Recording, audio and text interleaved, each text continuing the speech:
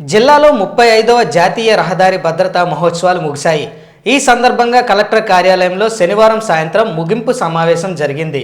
జిల్లా రెవెన్యూ అధికారి వెంకటేశ్వరరావు అధ్యక్షతన జరిగిన ఈ సమావేశంలో రహదారి భద్రతపై పలువురు నిపుణులు, అధికారులు తమ అభిప్రాయాలను పంచుకున్నారు.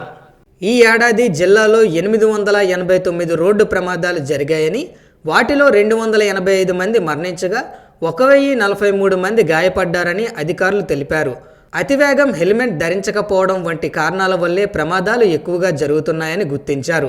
ఈ నేపథ్యంలో రహదారి ప్రమాదాల నివారణకు తీసుకోవాల్సిన చర్యలపై సమావేశంలో చర్చించారు. వేగ నియంత్రణ, ట్రాఫిక్ నిబంధనల పట్ల డ్రైవర్లకు అవగాహన కార్యక్రమాలు నిర్వహించడం వంటి అంశాలపై దృష్టి సారించాలని నిర్ణయించారు.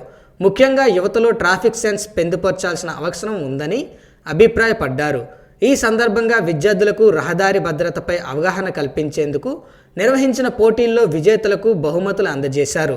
ఈ సమావేశంలో ఉప రవాణా కమిషనర్ విజయసారథి మాట్లాడుతూ రహదారి భద్రతపై ప్రజల్లో మరింత అవగాహన కల్పించేందుకు కృషి చేస్తామని తెలిపారు. రానున్న రోజుల్లో మరింత కఠినంగా నిబంధనలు అమలు చేస్తామని హెచ్చరించారు. ఈ కార్యక్రమంలో ప్రత్యేక ఉప collector Padmavathi, R and B S E John Sudhakar, DMHO TV Balamuralikrishna, జిల్లా fire officer Mohan Rao, motor vehicle inspector PV Gangadhar, R Anil, municipal engineer Dakshinamurthy, Nehru Yuva Kendram coordinator Ujjwal, రవాణా శాఖ అధికారులు, వివిధ పాఠశాల విద్యార్థులు పాల్గొన్నారు.